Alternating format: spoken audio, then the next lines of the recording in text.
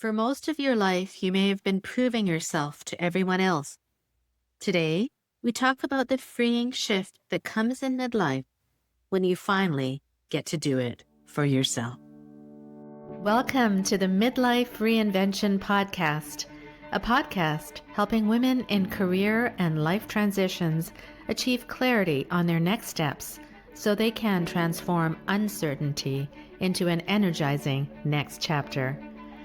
I'm your host, Kavita Ahuja, and the founder of It's My Time Now Coaching.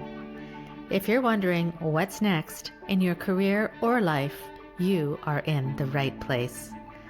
Through solo and guest episodes, you'll gain practical tips, tools, and inspiration to help you uncover blocks, gain confidence, and be, do, and have what you want. I rediscovered myself after the age of 50, and I know you can too. It's my time now to help you do just that. I'm so excited you're here. Let's dive in. Welcome back to the Midlife Reinvention Podcast. It's your coach, Kavita, with your Thursday check-in. On Monday, in episode 326, I walked you through my own Ikigai and how it is still evolving even now. And there was one idea in there I want to slow down with you on today because I think a great many of you are standing right in the middle of it. It was something I touched on when I talked about my values, the shift from proving to something else. And I want it to be really clear about what I mean because it is easy to get this wrong. For many, for most of our lives, we may have been trying to prove ourselves.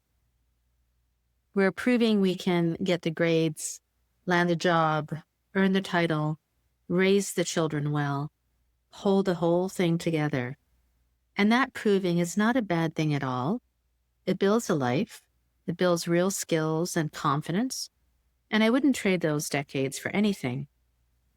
But here's the thing I want you to notice. For so much of that time, the proving was pointed outward. We were proving ourselves to others, to our parents and the expectations they raised us with, to our employers, to our families, to a whole world that seems to be watching and keeping score. So much of what we chased because somewhere along the way, we absorbed the idea that we had to earn our place, that we had to show them that we were good enough. And when that judgment arrives, when we feel we have fallen short in someone else's eyes, it so often causes us to believe that we truly are not good enough. And that is the moment the inner critic takes over. The voice that tells us that we're behind or that we're not good enough, that we should have been further along by now. That voice was almost never ours to begin with. It was the voice of everyone else we were trying to prove ourselves to. And we simply took it on and made it our own. And what I have come to believe, and what this decade of my life has clarified for me, is that midlife is where that can finally change. Not the ambition, the audience. I'm not here to tell you that achievement is behind you now, that this is a season to sit back and give away what we have gathered. For some women, yes, because this becomes a season of giving back, of mentoring, and of wisdom. And there's actually something really beautiful in that. And if you do feel that pull, honor it. But that's not the only path. And I don't want you to hear that your most ambitious days are over. For a great many women, midlife is exactly when the biggest dreams finally come out. The business, the book, the degree, the thing you never dared. I'm building a whole new chapter myself right now, so I'm certainly not telling you to wind down. What I am telling you is that the reason can change, because there is a world of difference between proving something to others and proving something to yourself.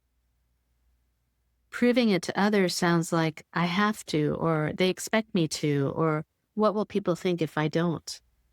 It's really heavy and it never quite fills you because someone else is always holding the scorecard, and the approval you're chasing never lasts.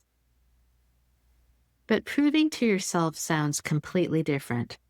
It sounds like I want to know that I can. I want to see what I am capable of now on my own terms, for no one's sake but my own. And that is one of the most freeing things in the world. Because when you are the one holding the scorecard, when you're the only one you are answering to, the whole game changes. You stop performing and you start authoring. You're not trying to earn your place anymore. You already have it. Now you're simply asking, what do I actually want to build with it? I told you on Monday about a stage in my own heritage in my Hindu tradition called Vanaprashta, a turning the second half of life towards wisdom and giving back. And that is real, and for some of you, it will resonate deeply. But even that, I think, is really about the same shift. It is about no longer living for the approval of the world and beginning to live from what genuinely matters to you. Whether that leads you towards giving back or towards the boldest goal of your life, or both at once, the freedom is the same. You're finally doing it for you. So here is your check-in this week, and it's a simple one. Think of something you are pursuing right now, or something you have been afraid to pursue. And ask yourself one honest question. Who am I really doing this for? Am I still trying to prove something to someone who is watching, or whose voice is in my head? Or is this genuinely for me because I want to know that I can? And if it is the first, sit with this. What would it look like to want it for yourself instead? Because the goal might not change at all, but the way it feels to pursue it will change completely. So as you go into your week, I want to leave you with this. The proving does not have to end in midlife. It just gets to change hands. It moves from them to you, from earning your place to enjoying it, from performing for the world to building something you actually want. You have spent so many years proving yourself to everyone else. This can be the years you finally do it for yourself. And if you would like to see where your own strengths, passions, values, and contribution are pointing to now, at this exact stage of your life, that is what my new Ikigai Clarity Assessment is there for. It's free and it just takes a few minutes, and it will show you honestly which parts of you are thriving right now and which ones are quietly waiting for you. It's the perfect place to begin answering that question of what you want to build next for you. The link is at the top of the show notes. Don't hesitate to click on it. And remember, my friend, you get to decide what comes next. So say it with me and say it with confidence. It's my time now.